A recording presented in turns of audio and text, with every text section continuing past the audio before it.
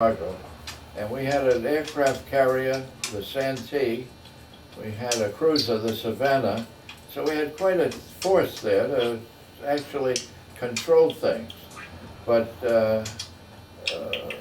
from what I gathered, and thinking about it years later, I realized that we were a little too gentle and we were operating under the Marquis of Queensberry rules, meaning that we always gave the enemy the benefit of the doubt.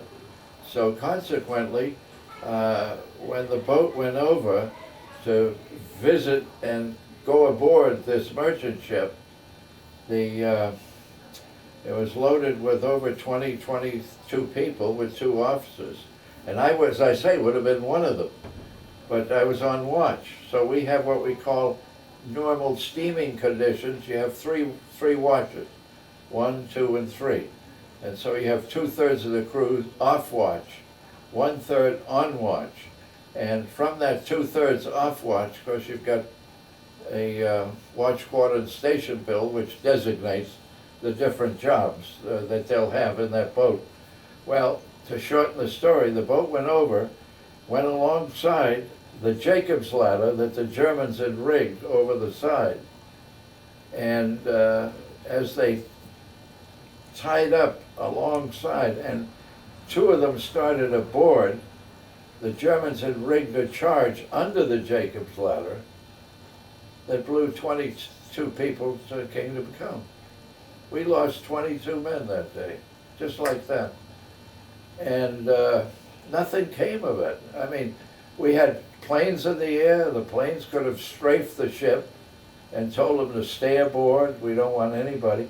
But by then, the Germans had abandoned the ship, had gotten in their boats and gone off to the cruiser. The cruiser had picked them up, and those Germans ended up probably prisoner of war camp in Texas. And we had lost 22 men. What was the precious cargo they were looking for? Well, rubber from Borneo, from Indonesia, basically, cargo that contributed to the German war effort. Of course, we also looked for submarines, and we did have an encounter. I don't recall more than maybe 2 encounters, but one is more vivid because we did have a submarine surface ahead of us, about 2,000 yards, and we were at this condition readiness, huh? We had 1/3 of the crew on watch, which means we had 1 gun man out of 5 guns. And there's this German submarine right in front of us, about 1,000 yards. And of course, when he makes a sweep, he sees us, he fires a couple of torpedoes at us, which we managed to evade. Wow. And then he crash dived. And while he was doing all of this, we didn't even shoot a bullet at him because the officer deck went to general quarters. That's, I mean, under readiness conditions, that's stupidity at its best. Because when you go to general quarters, everybody in the ready guns leave their station and go someplace else. Well, then who was in charge of avoiding the torpedoes? Well, the officer deck, there were one, I forget who had the deck that time. Yeah, the submarine had crash dive, but eventually got away from it. And we almost got sunk in the process. And we didn't even shoot a bullet at him. And he was right there. Mm. And that's why you had ready gun. You had to mount 1 5-inch gun, nice shell this big. And if I'd been a gun captain, I think I would have just trained my gun without anybody telling me and fired a few rounds without worrying about getting a range or, you know, there are different ways you can. Anyway, so that's Eberly. And then in November of '42, that's what we had up until November. We ended up in North Africa. in the invasion of North Africa. I forget the name, it's Overlord, I guess, our first major invasion. We invaded. Right. A decision was made, stay clear of Europe, but hit North Africa. And we were at a place called Laiodi. And the thing I remember, and this is, again, kind of disgraceful because we were new to amphibious warfare. We hadn't done much training between World War I and World War II. So I remember these boats that Higgins had produced with the ramps that go down, LCVPs they call. I would say about, at least 8 out of every 10 ended up broached on the beach. After they hit, discarded their cargo, because the boat crews or South coxswains didn't really know quite how to handle it. Uh-huh. And so we ended up, I would still see that picture, see about the whole beach lined with boats and it capsized. Really? Yeah. Anyway, so, yeah, we're basically a peaceful nation, you know, and getting ready for war between World War I and World War II was not what we were doing. In fact, I went up on Eberly. I remember going into Halifax, Nova Scotia, learning how to operate the British had developed what they call the ASDIC, ASW anti-sonar gear that actually was under the ship and actually sent a signal out. And if it hit a submarine, the signal returned, so he had a pretty good idea of range. We didn't have anything like that. We finally had to get borrow it, steal it from the British. And so I went to Halifax, Nova Scotia. I spent a week there, learned how to operate it, and but eventually we ended up in Charlestown Navy Yard in Boston, and they installed the British ASDIC, and they also installed the radar, which was a British device too, a big mattress. It's our first radar, because up until then we were using binoculars and what they call stereoscopic rangefinder, stereo. Yeah, so I guess for your own edification and for my year in the Everly was 42 to 44, and it was, I left it from Italy, because from North Africa, we missed the Sicilian invasion. We were scheduled to go, because in Africa, in Italy, the first landing was made on Sicily. We captured the island of Sicily, which is off, the mainland of Italy. And we had installed a 40-millimeter gun on each side of the main deck, supposed to give us more AA, Aircraft. air warfare guns to shoot planes. And there was ridiculous because they had no, as the ship rolled, it was almost impossible to shoot them accurately because they roll with the ship, and it was that sort of thing. But anyway, so we missed Sicily, and we got in the tail end of Salerno, and then we also went in with a division at Anzio. And Anzio, we were there probably, I was there with the ship for, I would say, about 4 to 5 weeks.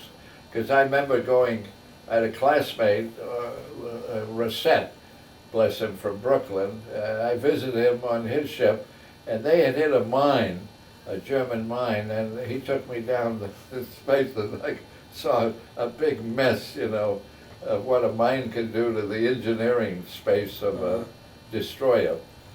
I'll never forget that. Anyway, so shooting Anzio, I never got any credit for knocking out German tanks, but by then I was a pretty fair director, fire control officer. So our job, we were in communication, our voice radios were working by then, so we're talking with our troops ashore, because our ships, we had about 4 destroyers, and that's the artillery for the Army, because the Army is still on the beach. Right. The Army never left Anzio until Clark came up and took Naples and went on and took Rome. Once he did that, the Germans had to peel off and left Anzio open up. But while Anzio was under siege, we had pretty close to a division of troops on the beach, and they couldn't move out. So our ships that we had provided the artillery. So we were in communication with the Army. We were spotting and, up 5, down 3, whatever. And so I'm up there every 4 hours, 8 hours, 4 hours on, 8 hours off, controlling the guns. And occasionally you say, hey, you got him, you got him. But that's all parcel of doing your job, and you never really, I never kept track of all the the things that I did, supposedly, or the ship did. So I got those orders to, and I'll make it shorter this way, to Long Beach. So I left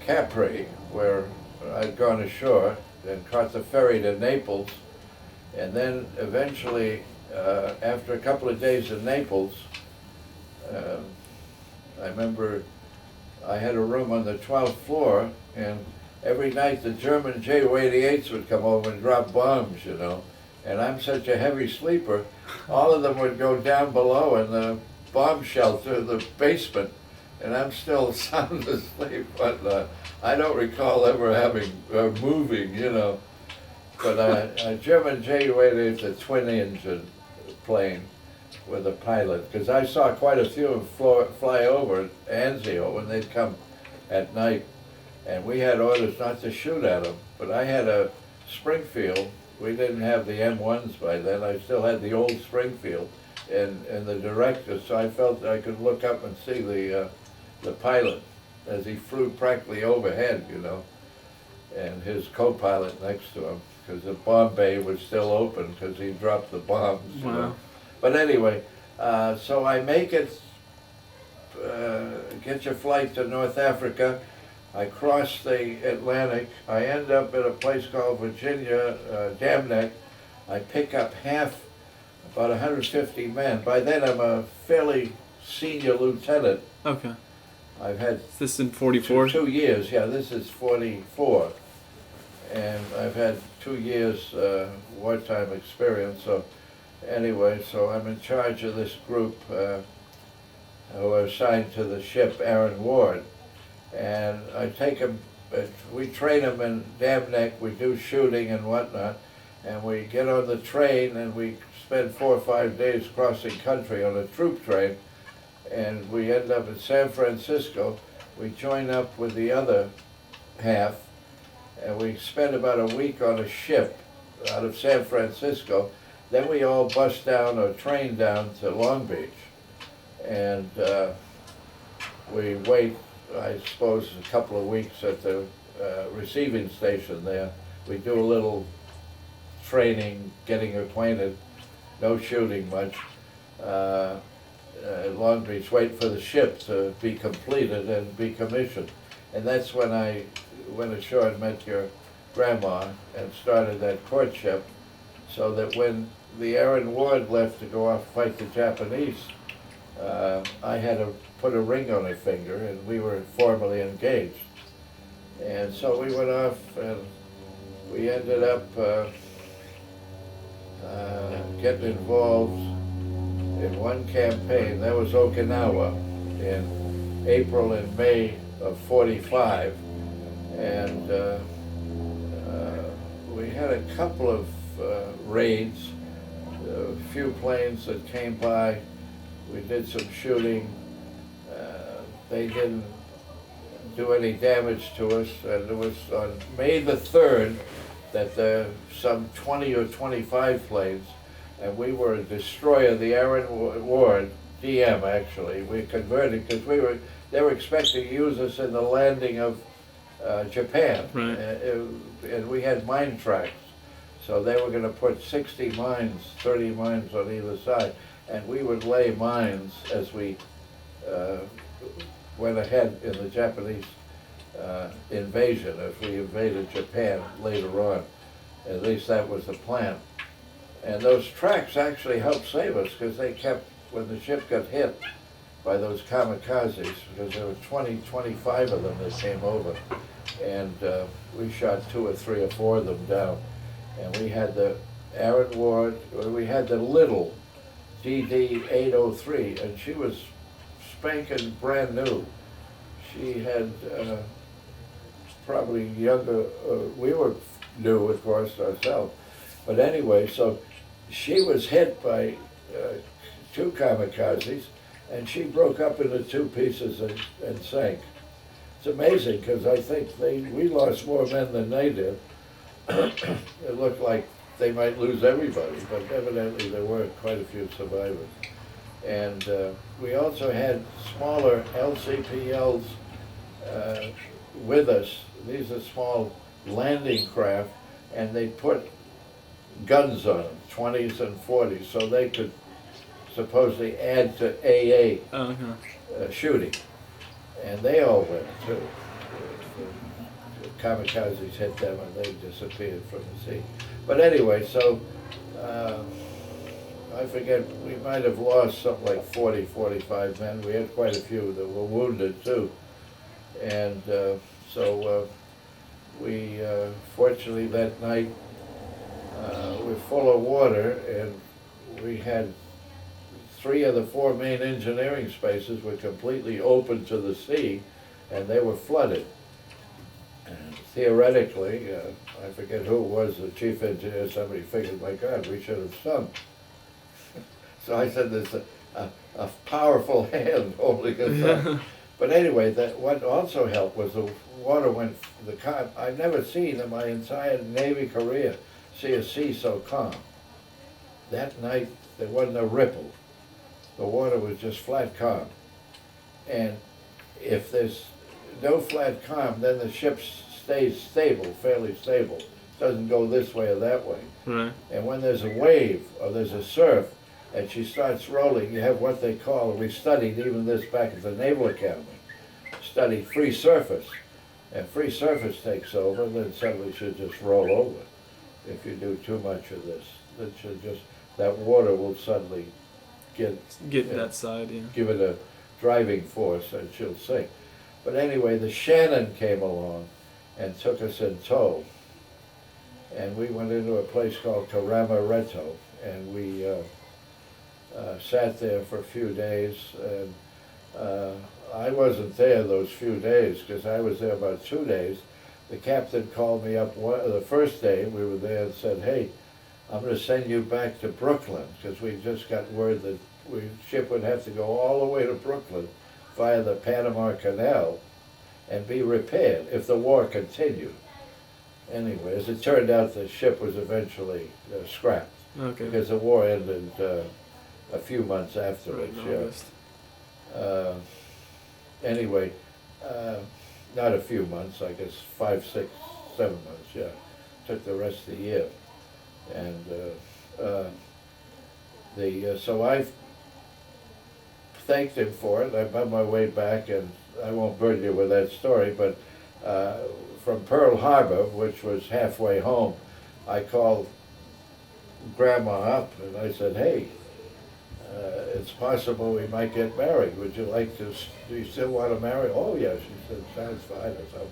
Anyway, so I ended up flying into Alameda, Oakland someplace, and I took a plane down to Los Angeles, bummed out to Long Beach, and in a matter of 2 or 3 or 4 days we were married, and we lived happily ever after. And we'll be celebrating our 60th I know. and on the Queen Mary, yeah.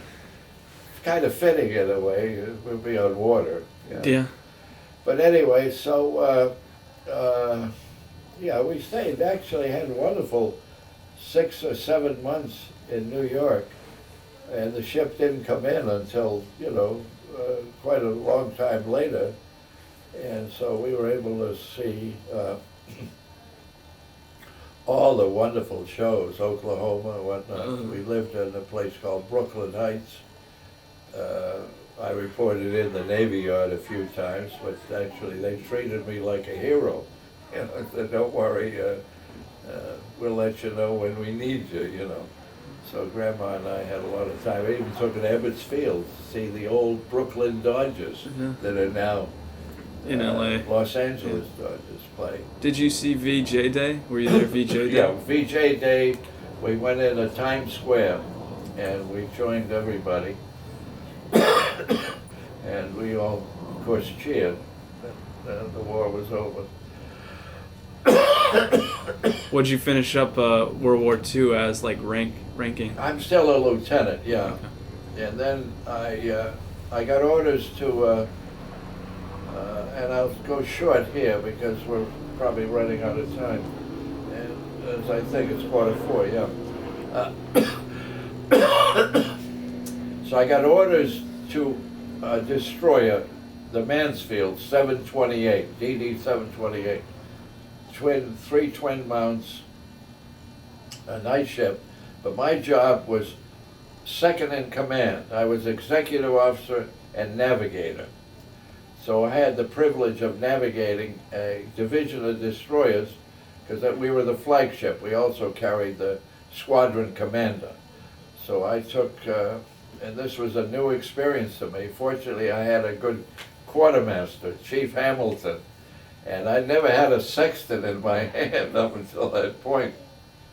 And someone else had been doing the navigating. Okay. Anyway, so everything worked beautifully, and we ended up in first stop was Shanghai, and that was quite an experience because we went up the Yangtze and then down the Wangpu. Wangpu, the current runs at 10, 12 knots, you know, it's a steamy river that goes right up to Shanghai. And the captain was a pretty fair ship handler, but I'm observing, so I'm learning, because later on in my career I've got to handle ships myself Right. with no one to help me. Anyway, so I learned quite a bit from that particular job. Our primary assignment was to support our troops, because we still had Army in China. We still had Marines in northern China, and we were still friends with Chiang Kai-shek. A guy named Mao Zedong was a communist.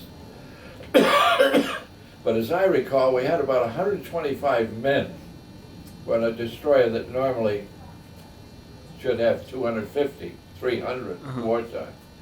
And we couldn't man the guns. We carried mail most of the time. So instead of having ammunition in our magazines, we had mail bags. And I remember a couple of times we went up to a place called Tsingtao, which is in northern China, north of Shanghai. I forget what the Chi-Coms call it now, but then it was Tsingtao. And Grandma always jokes, because I came back with a pillow that had a sewed image of the Pagoda Pier as a kind of thing. And Grandma doesn't like things like that. I forget where but Pagoda Pier in Tsingtao is where I used to drop the anchor. You know, it had a pagoda, and so there was like a lighthouse. And so when you come in, you stand by and you're back 2/3, and then you let the anchor go. And you know where you are, how your anchorage. But anyway, so a couple of times we went up there to support the Marines. We had 5,000 Marines in Tsingtao. And I remember going in the gun and training the gun just to make it look menacing if Mao was looking through the binoculars. But we didn't have any ammunition to put in to shoot at him. Just mail. Yeah, and strictly a decoy. You know. But anyway, we spent 16 months occupation duty. We did go to Japan too, and that was what we call occupation assignment. I don't recall that we ever did fight with anybody, but as I say, we were mail carrier, we carried the flag. And one little side, I met my classmate from Wilbraham Academy, Johnny Yamashita. Johnny was a Japanese young man, who went to Wilbraham with me, and he went to, when I went to the Naval Academy, he went to Amherst. And just before, about a year before the Japs hit Pearl Harbor, he was called back to Japan. And he ended up in, as a Japanese soldier, I guess, in Manchuria. So he wasn't, but he was very pro-American, and I guess they just wanted to get him out of the way, what their policy was. But I met him in Shanghai. He was translating for because he knew Chinese too and whatnot. And I remember we had a nice reunion with another graduate of Wilbraham, who was one of the royal family, Count, who graduated from Amherst in 1880 something. Wow. Yeah. But anyway, so that was, for me at least, a highlight. But I'm away from home and away from your mom, and so I got the assignment from there because I guess I did my job pretty well. My skipper recommended me highly, and I ended up my first command, which was quite a step because I only been from 42 to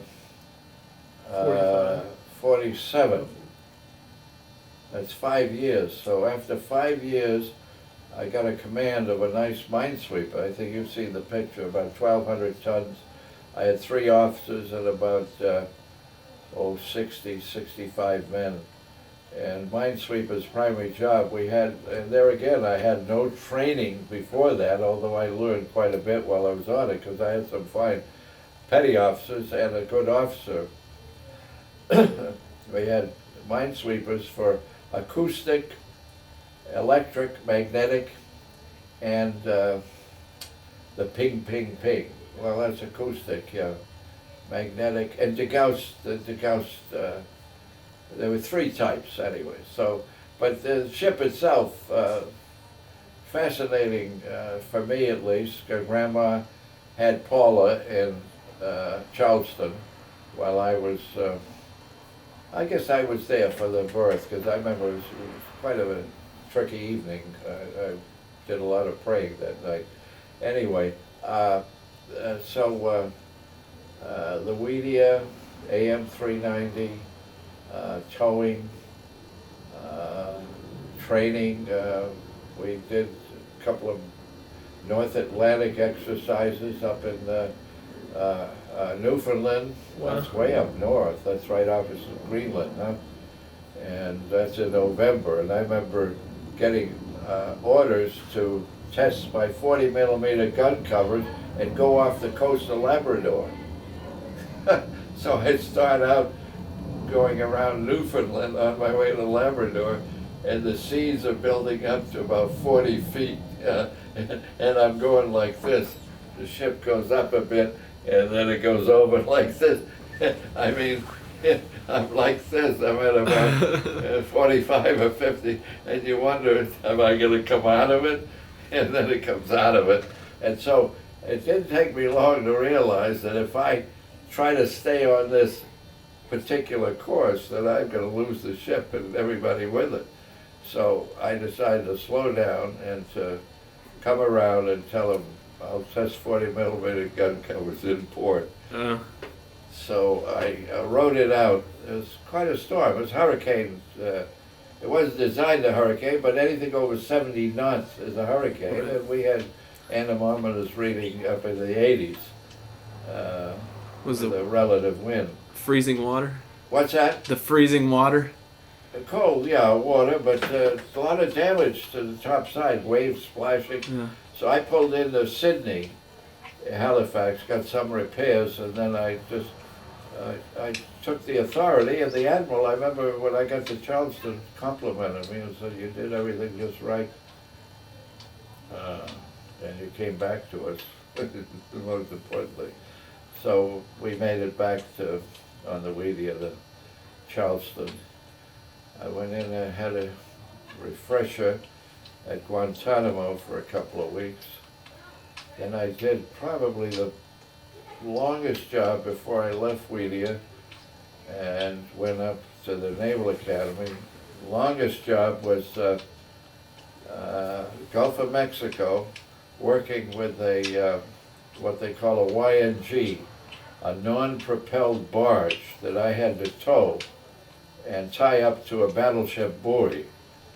And the barge was loaded with scientists and Bureau ships technicians and whatnot, because we worked with a submarine, and we were trying to determine what we could learn from the wake of the submarine. In other words, and use it when the time came if we had an enemy, you know, anti-submarine warfare. That went on for, oh, better part of a month.